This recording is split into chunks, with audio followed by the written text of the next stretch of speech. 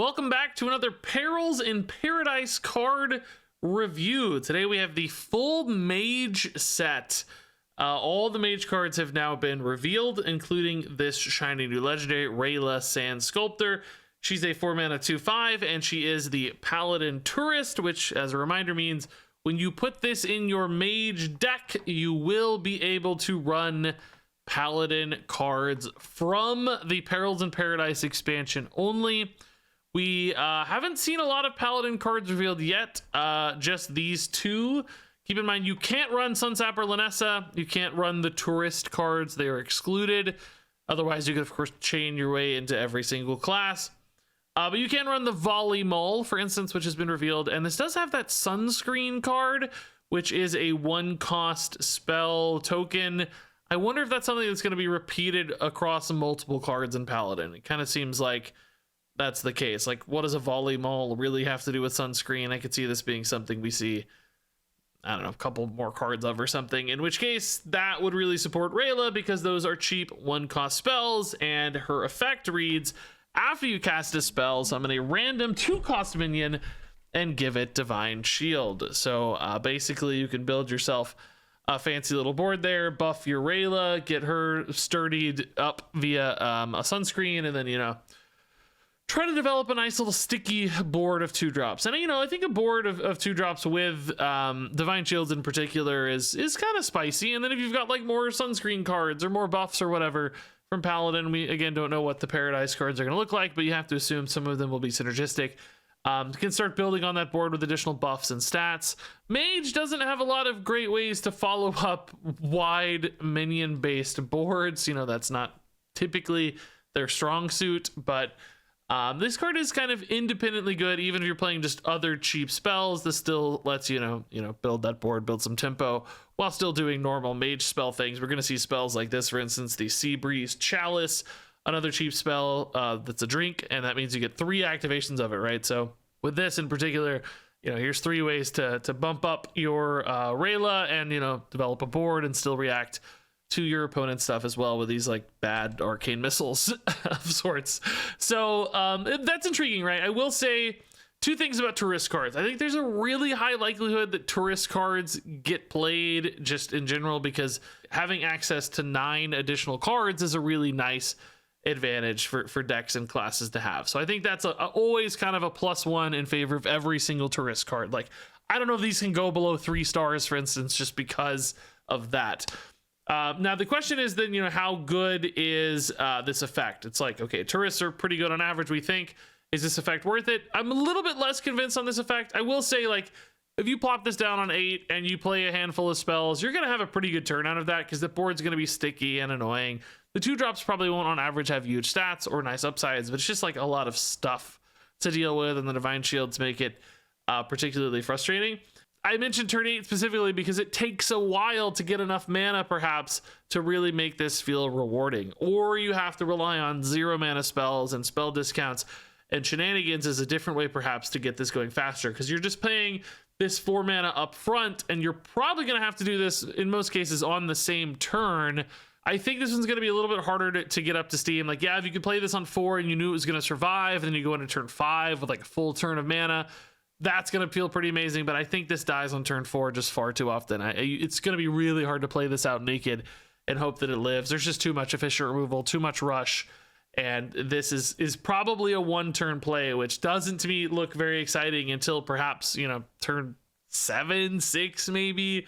And that's with like really cheap spells. But there are ways to discount spells. You know, you can get things down to 0. So it's possible to cook a little faster than that, but it's going to be hard to assemble that by turn 4. It's like hard to get spells discounted and cheap enough on time to get this down in the early game, because again, in the mid game, it's just going to fall off harder. So I guess ultimately, you know, it's a tourist, which I think is a solid baseline, and that means it's probably going to get played some, and there will be those turns where it works fine and you build the board and you're not altogether unhappy with the results. But I don't think this is like the driving force behind the deck. I don't think this is the thing you're playing towards. I don't think you want to have to try to support it with a bunch of ways to get like 0 cost or super cheap spells necessarily. In other words, this is more of like a filler piece that gives you that Paladin stuff and less of like the star of the show, if that makes sense. All right, so moving on here to some cheap spells, which, you know, might be good with your Rayla or might just be good in general. Of course, we have like Spell Mage right now. That's the best mage deck at the moment. Only tier 3, but the best mage deck. Maybe some cheap spells could still find their way into that. Also keep in mind that all of the mage cards we see moving forward can be played in Druid. So we have 2 classes to consider each of these within. For the Seabreeze Chalice, this is a 1-mana frost spell, deals 2 damage randomly split among all enemies. So kind of a worse Arcane Missiles, but you have multiple drinks, so you can, you know, play this 3 times out of 1 card, which extends its value a little bit, but definitely does not extend its efficiency much. And I do feel like this card is just really inefficient. You know, weaving these in one at a time is going to feel awkward because it's just unlikely to actually do anything meaningful. Like the odds of killing a minion are so low. A little bit of chip ping damage to face here and there is just not going to add up fast enough. Even if you're trying to use this late in the game for like lethal and stuff, it's like just, you know, 3 mana for 6 is not particularly efficient damage compared to so many other options for Mage. It does have some interesting spell damage implications because it's 3 different spells, so you kind of get to benefit from the spell damage 3 times, which could be cool for Druid. There are, you know, some obvious spell damage things happening in Druid with owls and drakes and so on. But I don't know, man. I don't even think it's necessarily great there either. Druid has plenty of other ways to deal efficient damage and cheese mana and stuff in that build, so I don't know if the Seabreeze Chalice really makes sense there either. So I think it's kind of left to saying, hey, I really need to benefit from the multiple casts of this, which of course is designed for like Rayla and things that really want you to cast multiple spells. But I don't really think the Rayla payoff is significant enough to build a whole like small spell mage thing around it. So in other words, I don't know, man. I think this just feels sort of inefficient and sort of awkward and sort of clunky. And although I normally like these little efficient things you can sequence into turns time and time again, I just think that 2 damage is such a small breakpoint that it's unlikely to be relevant. Even if this just actually hit only minions, it might be better, kind of like that malfunction spell in No Minion Mage, because that can really ensure that you're like clearing up a board. But this, I mean, you risk wasting a lot of little pointless damage to face along the way. And I don't think the upside of the potential face damage late when you're looking for finishers is there, because again, it's just perhaps too inefficient compared to its peers. So ultimately, this feels like it falls at an awkward spot to me. I don't know how this card exactly finds a home. So moving on to Tide Pools here. This is a pretty fun little 3 mana location. It's one of the new destinations that you can reopen if you trigger an effect. In this case, you're going to discover a spell that costs 3 or less, and after you cast a spell, you can reopen this. So specifically, you know, you might like play this down on turn 3, and then theoretically on turn 4, you could just fill your entire turn and burn through all of the Tide Pools all at once. And specifically, this being a 3 durability, that looks pretty nice for the new Seaside Giant card we got. Like, this is another one that's pretty good at moving through this. We talked about the Druid location, the armor gain one, being a little harder to work with. There was that 1/2 drop that enabled it, the new bot guy, but this one's perhaps really easy. You just get a few 1-cost spells. You could discount your Seaside Giant by 6, like on turn 4 or whatever. So, you know, this is an interesting little pair, and of course, just discovering spells can be useful too. Whether you do that all at once on turn 4 for a pop off, or you you know, just save this up over the course of the game and kind of dip into it every once in a while when you need a specific thing. I need some removal, I need some damage, I need a swipe in Druid, for instance. That costs 3 or less now, right? Tide Pools gives you that opportunity. So I don't know, I think this is a more flexible and interesting secret than most. I also like that you can just kind of go for it based on other spells. Like, you don't have to play the spell you get right now. Like, if you have a bunch of 1-cost spells in hand, it doesn't say like, if you cast that spell, reopen this. It's any spell. So if you're just running some little cheap stuff, you can grab something for later, stock up for some swipes for lethal down the road while weaving in some small stuff on your Tide Pools now. So I don't know, dude. I just think this is one of the better looking locations we've seen, and does fuel a lot of this location synergy stuff. All right, so another small spell here for Mage. This is Go With The Flow, a 1-mana spell. It allows you to choose a minion. If it's an enemy, you freeze it, or if it's friendly, you can give it spell damage +1. And this is kind of a neat idea because I like the flexibility. I always think actually like 1 mana freezes are super underrated, by the way. I think that's just a really useful effect. Sometimes that can be so significantly disruptive, can save you a ton of life, can turn off a Titan. There's a few different things now for freeze to make a big impact. The spell damage side of things, probably not as good in no minion mage, although that deck summons so many minions, so that's probably not true. They can still make a ton of minions. But, again, an interesting little synergy piece for Rayla. You've got all these 2 costs getting summoned on board. Now you got maybe like a sticky 2 cost with spell damage or something, and then you try to use that with your Seabreeze Chalice for a little bit of a bonus. In theory, again, it sounds kind of cool, but it's a lot, man. You got to play the 4 mana Rayla. You got to play a bunch of chalices. You got to play a go with the flow. There's just a lot of pieces coming together, man. It's an expensive sort of thing. Even though everything's 1 cost, it's adding up, dude, with that Rayla overhead. So again, I don't really see the small spell thing coming together, but I do think this is just a nice little flexible card. I don't know that this is one that gets run a ton because it's probably just a little bit too hard from a kind of value standpoint. Like, this is a bit of a dead draw in a lot of scenarios. Like, sometimes you don't need to freeze, sometimes you don't need any spell damage, and it gets a little bit stuck. But I do think discovering this, finding this off your location, etc., there are going to be some big moments for this where you just need that spell damage to find the lethal. You need that freeze in order to stall things out. It's just one of those where, again, it's probably hard to commit to in your deck list, but a pretty interesting card to exist. All right, so next up here is the Marooned Archmage. This is a 3 mana 3/3, and it reads your first spell each turn costs 2 less. So in essence, this is kind of looking like a 1 mana 3/3, right? You get a 2 mana discount on your spell. You spend 3 on this guy, so you're kind of getting this 3/3 down for 1 net mana. If it lived into future turns, of course, you could do some pretty crazy stuff with this, right? Like, cheat a big spell into play earlier in Big Spell Mage or Druid or, whatever. Like, you could play your Crystal Cluster on turn 4 in Druid if this lived into turn 4. But the problem is it's a 3/3. It's just so unlikely to live into the next turn that I think you almost have to consider this really just a 1-turn play. In which case, it really is just a 1 mana 3/3, and it's sort of like a little tempo push. If you're playing some if you're playing some spells early in any given deck, you want to play like a 2 mana spell in your deck. This lets you, get a 3/3 down alongside that 2 mana spell, which, that's great. Tempo definitely matters, but I don't know if this will go far enough. I wonder if it's really going to be worth it. Just to get some kind of base stats down. If it had that guaranteed upside of working later, sure, but it doesn't, right? It's gotta be on board for this effect to work. If it said Battle Cry, your next spell costs 2 less, then you're talking about something a little bit more interesting. You can set it up for later, but this is an on-text, on-board effect. So as soon as this dies, this is going away. So although you can use it right away to cheat out that 2-cost spell and thereby make your 1 mana 3/3, I just don't know if that's worth it. In either Druid or Mage, I just don't see it. I think they've got better things to do, bigger things to do, bigger swings to present than just a 3/3. So moving on to Rising Waves. That's pretty cool.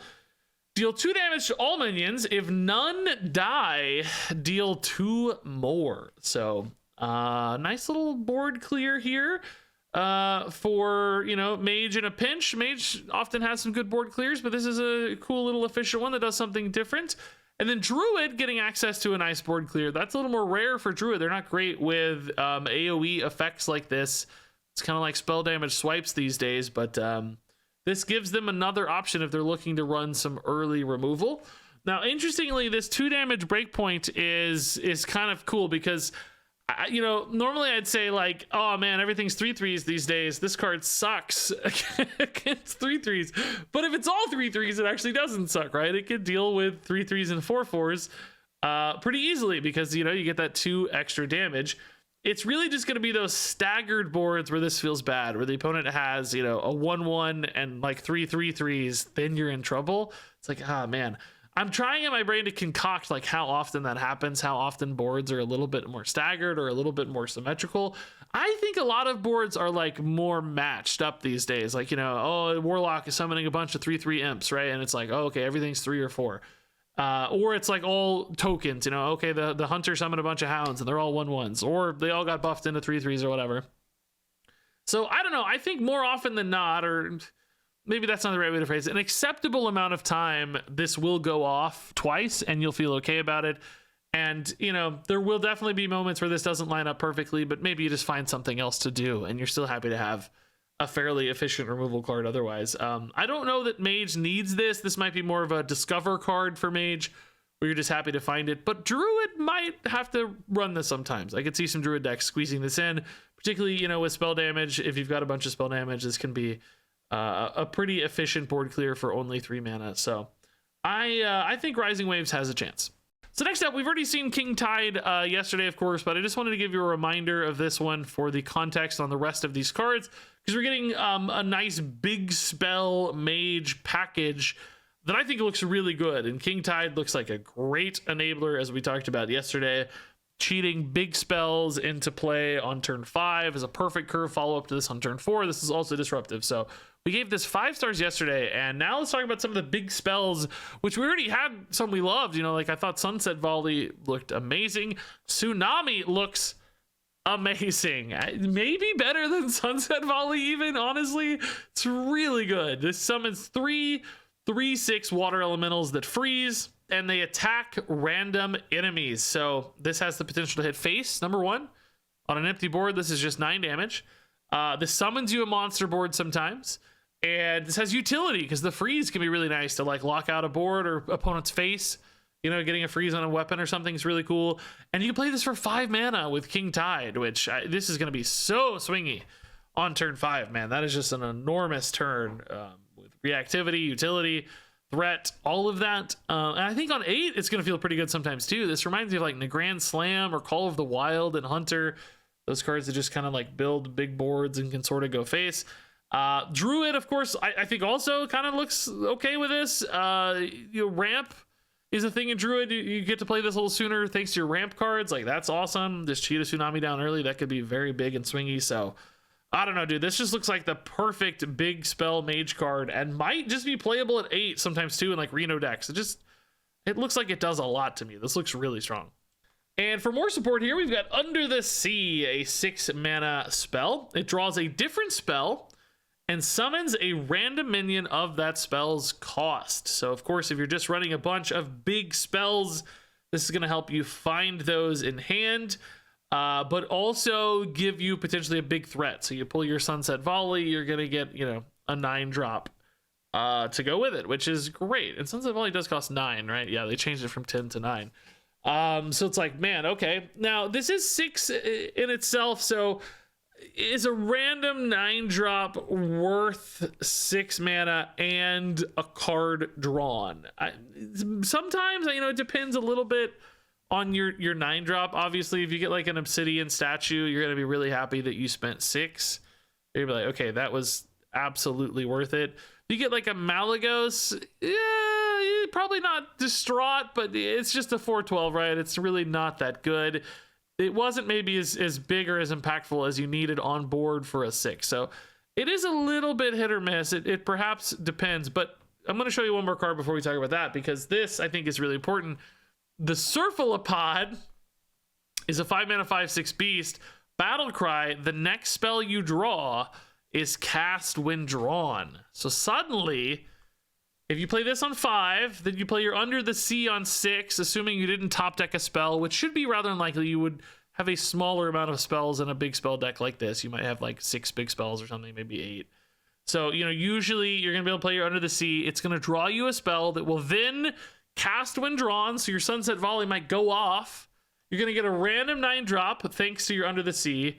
And you're going to get a random 10-drop from Sunset Volley, and you're going to deal 10 damage off of your Sunset Volley as well. So it's like, I don't necessarily love Under the Sea on its own for 6. I think sometimes you'll be okay with it. You know, there will be instances where you got a Walking Mountain and you're like over the moon and it was really good. Like we said, there's some good results, but it's probably 50-50 on things you're excited about or unhappy about.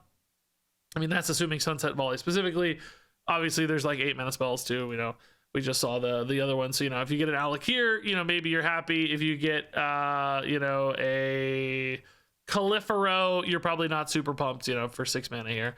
So again, mixed results there, but when you have that curve of the Cephalopods, things become a lot more interesting. Now, I will say the Cephalopods does kind of conflict with your King Tide curve a little bit, but King Tide is a legendary. He's a one-of. You might more reliably hitting this Cephalopod into Under the Sea curve instead. Also keep in mind, Under the Sea does draw different spells. You don't risk hitting your Under the Sea off your Under the Sea, which does help your Cephalopod pay off perhaps as well. Although, I guess that wouldn't necessarily be bad because it would be cast when drawn, which keeps you moving. So, I don't know.